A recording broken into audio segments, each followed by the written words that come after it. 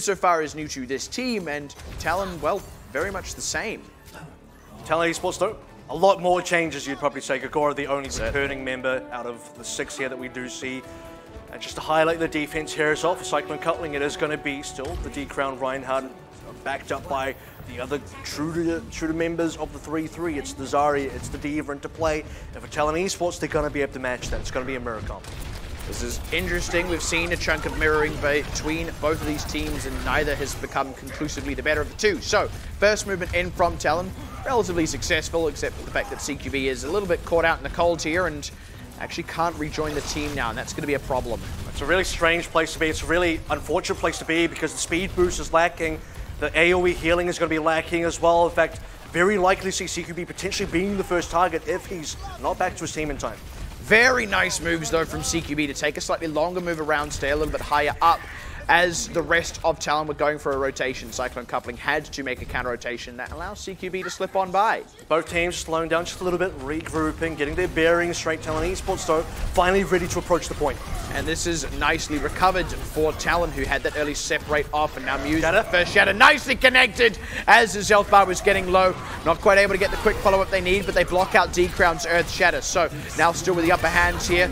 Rally's coming out, Grav is in the mix, in counters with Transcendence, and finally they're able to make some headway as they pop Nuns' mech charge in onto Redbox as well. And now they're starting to corner some of these members in. D-Crown is down. They're going to finish off Nuns once again. Cyclone Coupling starting to fall to bits on the point, and that will be Talon getting a cap. And it's a difference between 20 to 30% charge there, specifically for Muse, who did get the first shutter down. D-Crown responded, didn't quite get the value out of that. Everything else was roughly even. Transcendences used to counter up the Graviton surges. Talons was slightly earlier just to get the extra healing in, but also caught a bit of that Grav come from Eternal as well. Now moving on to B, it was still a one attempt push from Talon Esports, who still have a lot of time, over 6 minutes. Yeah, one attempt in 1.5 minutes. You definitely take that. Oh, early casualty though, in dies in the rotation to a fire strike from D-Crown. And Talon are kind of too far in to pull back at this point. They actually decide to double down. I'm not sure if that was intentional from CQB. Might allow him to get out, but the team is in full retreat and may just get routed, may still lose members. I think with Talon here, they're going to lose members regardless. They were looking to potentially reset. Didn't quite do that cleanly and got to be forced to, losing most of their members, and in a staggered fashion as well. This is going to cost them a lot of time reapproaching the point. On the other side of that, that was ideal for Cyclone Coupling, because Talon did come in still with some ultimates to play with. Cyclone Coupling were nearly at some of those ultimates, so that fight went very critical. They're now at a big advantage. And it's a doubling down from Talon that's really strange. And is this a cause of the potential communication errors? We touched up on that a little bit earlier. Now we're starting to see potentially that come into effect for this team in a very negative way. Now Cyclone Coupling, full Christmas tree as we like to call it. That's all 6 ultimates. Going to be layering in a Graviton Surge and self-destruct, and nice movements there to just disrupt Muse's shield. They get a little bit of something through, and that's enough to start cracking open the rest. So 2 ultimates for a fight win. You will take it. And for Talon Esports, it's about just getting out some of those ultimates, making sure there's not enough for Cyclone Coupling to be able to defend, with Talon Esports still just making sure they have enough resources themselves to really get a campaign going on that B point. They're still missing the sound barrier from CQB, and notably on the Cyclone Coupling side of things, both support ultimates are there, as well as the natural defender's advantage. Talon just deciding how they're going to want to make this approach. Nuns goes in for a quick flyby. They're able to disrupt. That means Talon has to bump down onto the low ground, take a slightly longer rotation. And JK using the rally here as well. Cyclone Coupling all armored up against still double defensive ultimates. Looking at D-Crown for the shatter play. Muse has one as well. Now Talon just starting to barrel on in. They've popped out the rally. That signals that they decide they want to go. Double shatters out. Neither team getting the better extend of that trade. Now just waiting for that early casualty. Self-destruct finds nothing from Gagora. Jacky's the first one to go down. So Talon have drawn blood. Now they find D-Crown as well. And this is where they can start to accelerate away with this fight. Couple of damage dealers in here as they get a decent grab out. but they don't get too much follow-up, and Nuns' self-destruct doesn't get much. He gets back in the mech.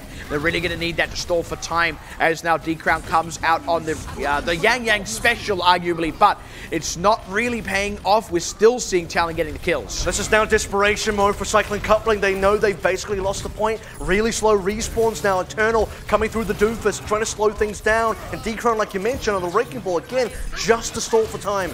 They've got a good gamut of members on the point here, but it's still going to be a hard ask to actually get kills. Indeed, it is unsurprising that they are continuing to lose members here. Very hard to get an upper hand on Talon when they have this much control and, like you said, those slower respawns. So Talon, they didn't quite get it on the first push after capping A, but after that, they really started to turn things back around in a very convincing win to see them through to a 3-minute time bank. Cyclone Coupling kind of delivered it towards the end there as well. You see the second to last fight before we go into the staggered respawns on top of the point itself. Double defensive ultimates, rarely used by Jackie as well. Both supporters went out there and they couldn't secure any trades. Cyclone Coupling didn't get any player advantages against Talon Esports despite having the sound barrier up. Everything else was roughly even. Graviton Surges coming through, Earth Shatters coming through, a self-destruct was being played in there as well, the one that probably wasn't used by both sides, but for Talon Esports, they outlived the ultimates from Cyclone Coupling and then got kills on top of that. If that wasn't enough, then ultimates started to come through. Apuda got the grab, CQB finally charged up the sound barrier.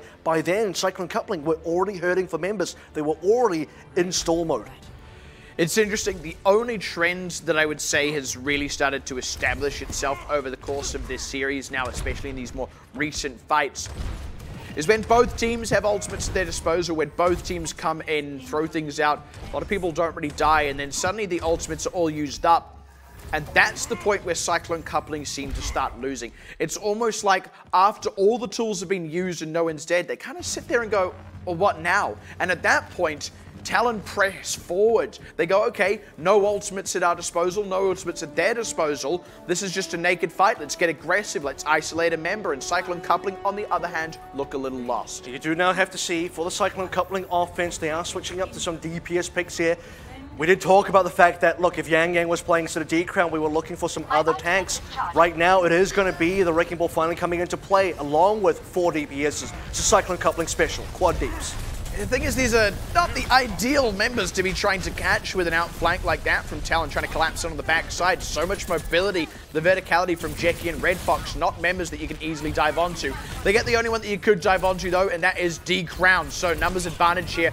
These DPSs have a lot of work ahead of them and not quite making any headway. What you do see is Talon Esports play quite aggressively with their positioning there, and usually for the Cyclone Coupling quad DPS play, they want to spread out, they want to take the fight around the point, put Talon on top of the point itself, and then surround them from all edges. Talon just don't give the space to Cyclone Coupling, who did not expect a very early and very aggressive hold to come through from Talon Esports. This is where we will begin to see the volatility of quad DPS. It's going to blow up, either in your face or theirs, and you don't really know until it's happened. So, Cyclone Coupling, again, just trying to set up for that. There's D-Crown in the middle, that forces Talon back, and now they start the multi-pronged assault. And for Cyclone Coupling as well, finally able to drag the fight on top of the point. They do lose one member, but with 3 other DPSs, they can still get a lot of damage, and it's about corralling the Talon defense, though. They want to make sure they're stuck in one spot. But Talon will not allow themselves to be kettles like that. They have broken out. Busted through the riot shields, and especially with the extra kill on Eternal, Cyclone just have to reconsider. GCGG again going down, just keeps getting a bit overextended as he goes for those flanks. Now losing the pulse bomb as well is going to really suck for their further offenses. Nuns waiting for that EMP to finally come through. This should really be the big win condition, the one they've been waiting for some time. Once Cyclone Coupling can really deploy that one and get Jackie's rocket barrage in as well, that was their win condition to get a point on King's Row. It's going to have to be again for this point, A on Hanamura. Nuns knows exactly where in is, and this is an opportunity for them as well. You see Nuns just getting some pressure on it, keeping him at bay. Might even be able to get full finish off, at the very least it's forced a Transcendence. The thing is, while that was all playing out, the rest of Cyclone Coupling were kind of dilly-dallying with some ultimates and end up losing members, so they're wasting a lot of their own time here. It is going to take a decent while for the setup to happen, but steps are in motion here. We do have a DMAC onto Gogor, so importantly, going to have to wait for that one to come through. Cyclone Coupling, if they can move fast enough, going to prevent the DMAC and also prevent good responses here. No more Transcendence. That's the big EMP counter. You can use Sound Barrier, but much easier for Nuns to shut down. The thing is, time is now officially run out because they decided they wanted to make a swap. Eternal had to go back into base for a moment there. He had died and then still actually chose to walk out and then walk back before swapping. So Talon have effectively reset. Yeah, the window is starting to close here as well. We're down to the 1 minute mark, just about the EMP finally into effect. And again, immediately tried to look for in, but wasn't able to find him, had to translocate and was inevitably ineffectual in the fight. Talon just completely weathering the storm.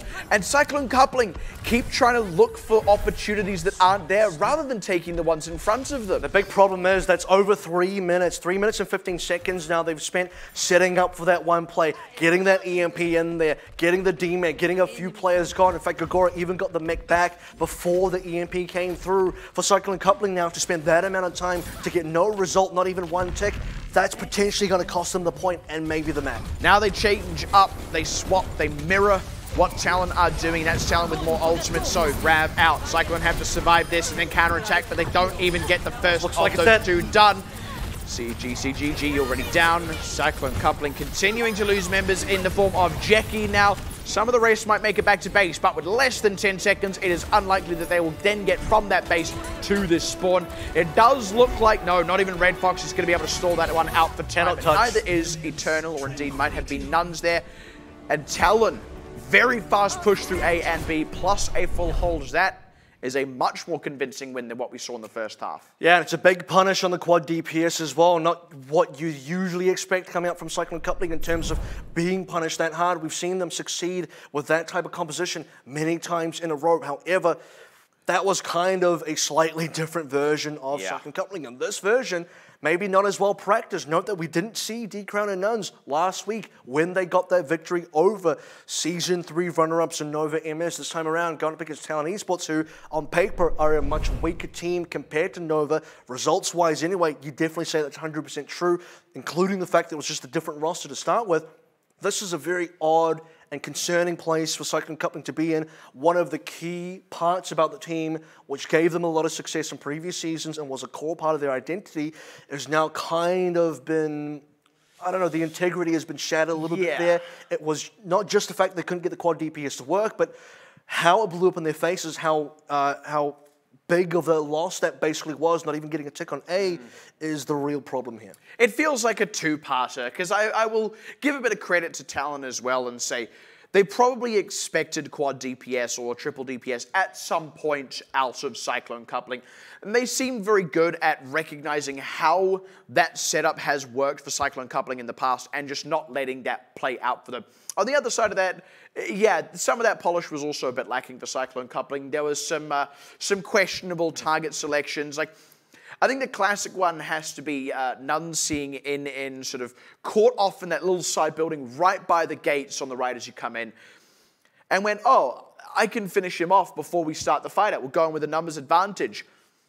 But while that was happening, the fight had already started. You're not actually getting a pick at the top of the fight at that point. You're actually letting a 5v5 play out while you have a hugely impactful ultimate and you're busy just dilly-dallying around with the Zenyatta. He ended up removing himself from the fight, not actually giving his team an advantage. And there were a couple little moments like that as well. There were some times where GCGG went a bit too far in and ended up getting punished for it on the Tracer. You've got to be careful on Tracer with the things like the Bash in the mix, and just not very polished on the whole. It's just the fact that we're losing members quite consistently, which kind of does happen when you're running 4 DPSs, 1 healer, and you know, a main tank who's not going to be doing a lot of main tanking duties like you would see from a Ryan or a Winston there. I do want to say, though, in Nun's defense, his play was perfectly acceptable. It's the fact that they lost members on the other parts of that. It's the rest of the fight. While that was happening, that was the bigger issue at hand. Him getting the kill on GCGG and forcing, or rather just forcing the trans, was a pretty big deal. He obviously didn't need to go down as well, but that's kind of how it panned out. The bigger issue overall from, like, you know, looking out, zooming out a little bit further, is the fact that, again, Cyclone coupling kind of put all their eggs in one basket here and ended up having them all cracked. It just wasn't really paying the dividends. It didn't give them the result when previously, I think we've seen it give it a decent amount of results. You know, look back to last week's matchup there, Cyclone coupling, Nova MS, it was a 3-2, but the games that were won by Cyclone coupling, super convincing there. Nova, not a team to sort of underestimate, so you wouldn't expect them to go down too easily. They did take 2 maps back this time around, though. As we are progressing through the series, Lee Jung was a one map for Cyclone Coupling, but also a very winnable map for Talon Esports. Kings Row, a lot more convincing, 4-5. Hanamura, even more convincing than that, 2-0, a complete shutout. Doesn't give you a lot of confidence going into Junkertown for Cyclone Coupling. And that's the thing, it makes us kind of recontextualize, especially Kings Row now in retrospect, because it did get to that one-fight territory. We sort of mentioned that at the time, but it was a one-fight territory considering that Cyclone Coupling hadn't got much progress on the payload. It was going to be a very tight fight no matter what, and also there was that much bigger time bank for Talon. That being said, it's not over until it's over, right? Now moving forward onto Junkertown, I think there are a number of things that we have to start considering here. First of all, the Streets phase for Cyclone Coupling was powerful once it was underway. Plus, Junkertown lends itself to some very interesting team comps. And this time we really are going to go to Escort, so let's once again just give a bit of a reminder of how Escort works. Welcome to Watchpoint Gibraltar. This is Escort. Two teams face off as either defenders or attackers. This is the payload. The attacking team has a limited amount of time to escort the payload along a set path containing 3 checkpoints. The payload only moves forward when an attacker stands near it. Defenders can delay the payload's movement by standing nearby at the same time. To get moving again, attackers must clear away the defenders by force. Every time the payload reaches a checkpoint, the attackers score 1 point and gain additional time on the clock. If even one attacker is near the payload when the clock runs out, the game enters overtime. This extends play indefinitely until the attackers are either cleared off the payload or they gain more time by reaching a checkpoint. The round ends when the payload reaches the destination or when time runs out. Teams switch sides each round. Whichever team scores the most points and escorts the payload farthest wins. Well, high caliber organization. It is, and this is Escort, and it's going to be Junkertown. Last week we did have Watchpoint Gibraltar already. This time around, got to go back to Australia or Germany if you want to call it Junkertown, which is one of my favorite ways to refer to it. It's my second favorite German map after Eichenwalde. But it is also going to be a map where when you especially look at A and even sort of going into B as you transition forward as well, we look at the flexibility of Cyclone Company, we look at the breadth of picks that they can pick out, even with 2 new members on the squad. We've now seen the quad DBS didn't work on Hanamura, but maybe on something like the point A of Junkertown, which is a bit friendlier for that type of comp, that is where they're going to find success. And in, you know, the I don't know, post-nuclear wasteland, like, I don't know exactly what happened to Australia. Like, there was what, a factory, an Omnic factory that blew up. It looks pretty green to me. I mean, not super green, but it's some green there. The thing is, I've been to Australia, and like, there are parts of it that are already less green than that in the outback. So I mean, this kind of feels like this doesn't look post-apocalyptic. Yeah, to like, me. This just looks like, notwithstanding. This just looks like they didn't have a lot to work with. Yeah, like I've been to places. That's the thing. You've got to consider, given the environment. Even though there's like, looks like just a lot of gold there. Yeah, I mean, it looks like they could afford to work with more, but they didn't. So. I don't know. They've got a functioning society though. Like, you got to give them that. There's, you know, they've restored the monarchy. I suppose there is a queen. Bashful and a Pudo. Double snipers. That's kind of what we did expect this map when it was played in previous seasons. Was very double sniper heavy. The other thing that was quite heavy about it was, of course, the Bastion that we do see here being played by GCGG. This is a series of blasts from the past. It's almost like these teams are like, well, pirate ship used to work, let's just do that again. Well, it still works, and that's the thing. And look at now, we see Talon Esports getting quite aggressive. Good early hook, though. Can they get the kill is the big question. Yeah, he is alive, but he is off the payload. Gora out of the mech, though, and Bashful really taking some pain, and this is where they can really start getting back on the way. Jackie does die, though. Just looking to finish off those picks. As long as Bashful isn't dead, he still poses a threat. Doesn't matter how little health you have, a headshot is a headshot. We're starting to look at ultimates here as well. We do have a D-Mech and Cora. That's a much better pick. That is sick. The Halt hook to isolate the Bastion, and that's really going to stop Cyclone Coupling in their tracks. Now they just have to start really pulling back. And Talon Esports didn't even have to expand the Dragon Strike there, which likely they would have had to, and now they might be pressured to. There's one member down. There's no mercy on the side of Talon Esports as well. Usually for double sniper, you do see a mercy. Now, no chance of a resurrection. Cyclone Coupling, unequivocally, 6v5 ahead. You see that for exactly that reason in double sniper. The odds that someone's just going to get headshotted out are high. You want that race to even it up. Dragon Strike, though, raking across. try and rescue that one.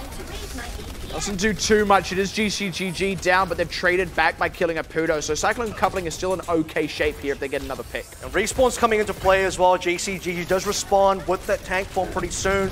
Dragon Strike available for Jeki. Oh. He's even got a couple of kills without it. Here it comes, though. Yeah, that's that extra pick I was talking about. And now with that through, plus the Dragon Strike to zone out these tanks, Cyclone coupling can get back on the payload just as GCGG comes back into play. But the shield wasn't on the payload in front of him, and he gets picked off. Now Cyclone coupling might not be able to keep this one moving. I want to say, though, while the Bastion has been the target and GCGG is raised back into action, it's been Jeki doing most of the legwork. And look at that, a lot of kills for Cyclone coupling. That's finally the breakthrough that they really needed. The self-destruct getting in. They also ended up finishing off the supercharger, so there wasn't really much of a chance for turnaround.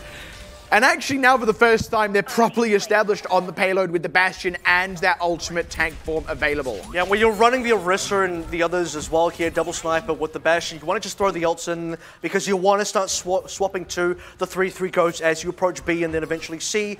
Right now, you do have a tank form. You want to get the value out of it. So Cyclone coupling, they're going to try and get that in there before they have to swap. They're doing it in a bit of a peculiar way. Luckily, they can just keep D-Crown on the Orisa.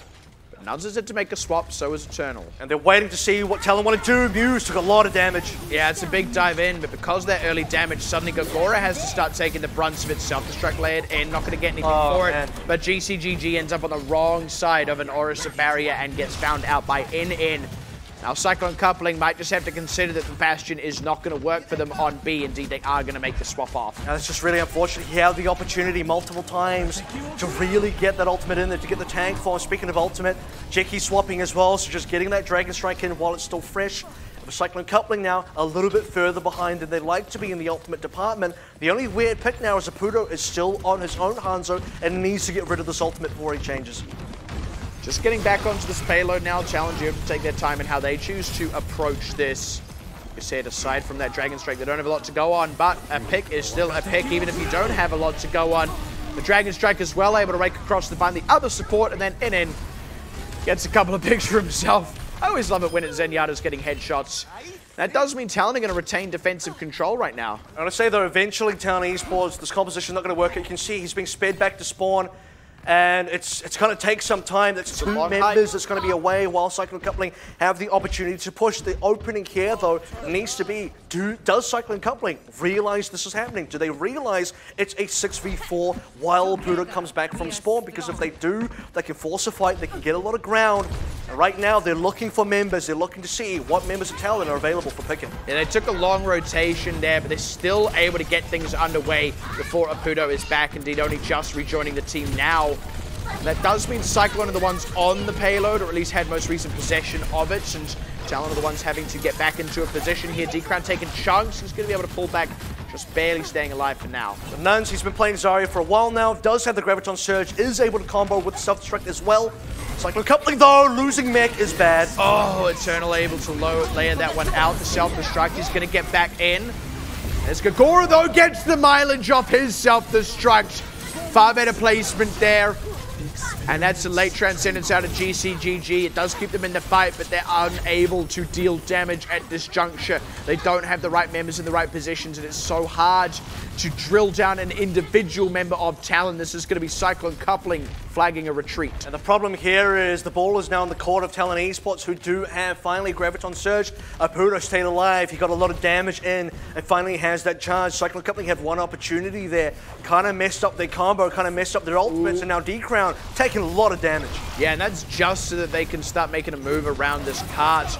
Nice catch on In though. That's an advantage Cyclone coupling now have going into this fight. They've managed to flank a little bit, get a position. Grab comes out, sound barrier to keep them alive, though through its duration. All bumped back to the low ground where the ball is going to play out on the floor. Now Cyclone coupling looking to come up on something. They lose Jeki. Still on a bit of his knife's hedge here as D-Crown taking some damage. Apudo, a lot of charge in the pocket. And finally the floodgates start to open here. Grab. The grab from Nuns does come out, but it's just a bit too late. Mew's got a Primal Rage. The damage from Apudo was too insurmountable as well, and Cyclone Coupling still walk away with the loss. I think Cyclone Coupling might have just put the final nail in their own coffin here. They needed the Graviton Surge for the final engagement. Now they're probably not going to be able to win this at all. 5 seconds remaining and nothing to use. They're just going to have to dive in for it. You see that reflected in Red Fox touching the payload to force overtime and immediately dying. Makes it harder to keep D-Crown alive, especially with that grab down, and unfortunately the Transcendence from GCGG not quite in time to rescue him.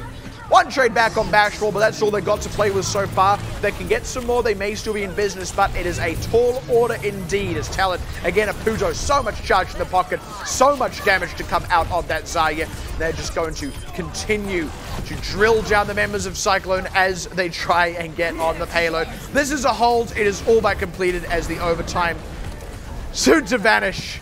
It's just D-Crown getting angry on the payload. He's trying his hardest, but it's not going to be hard enough. Jackie is on the wrecking ball. There we go. Trying to get any further delay, and I do want to draw attention there to the value of sticking onto certain heroes despite having the ultimates and all of that jazz, because what we did see is Cyclone Coupling's basically being baited up by the fact they had the Bastion tank form, ends up not even using that, sacrificing the ultimate, changing comps anyway. You look at what Apudo did with the Hanzo, very risky, keeping the Dragon Strike, keeping the Hanzo play in there, uses the Dragon Strike, wins a fight, gets sped back to spawn, changes into Zarya on time, still gets back into the fight, and they only lose some meters. They lose some meterage on the cart, and that's it. No members went down. Nothing really got punished here. That's a kind of twofold thing. Cyclone Coupling didn't identify the situation, and also Talon Esports just played that very smartly. So they made the risky play, they got rewarded. Cyclone Coupling made the risky play, they got punished. And that's the thing, when you see where that payload ended up, got to say Talon really balanced that finally, and Cyclone Coupling really struggled to get momentum on their side as the attacker. Even on A, even with that pirate ship, which by right should be a high momentum team comp, especially if you do get early picks and get things going, just never quite managed it. Now, if Talon can just achieve at least that, then they shouldn't have too much trouble capping out to close the series. I think Talon should have learnt their lesson there as well. Not having the Mercy was a bit of a blunder. They had an Ana instead. They had the Roadhog pick in there, but it's just not really what you want to see. The Mercy gives you so much more value with the damage boost on your snipers and the ability to get one of your snipers back in. Cyclone Coupling definitely had the advantage onto A despite losing the Bastion many times. Jackie held the zone. He's back on the Hanzo now. We'll see if he can frag out just like he did on offense. So here we go. This is far more traditional out of both teams in a way. You don't see the Roadhog on the defense, but they're not going to hurt too much for it. You do if you want to play for the Hold Hook combo, but right now, Cyclone Coupling, they want to play for the Zenyatta bonus healing and also the Discord Orb. A lot of space being given here, and so far this Bastion's been unopposed.